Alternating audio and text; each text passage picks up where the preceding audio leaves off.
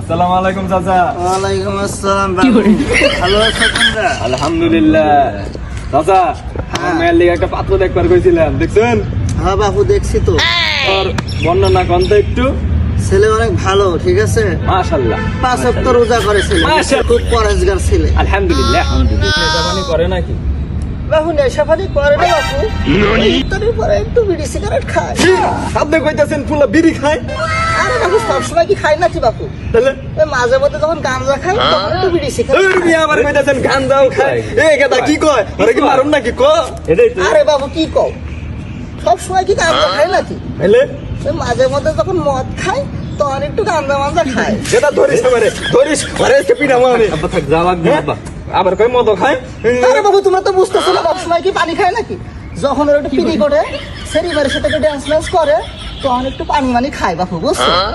দাদা ধরিস আরে মারুম আজকে।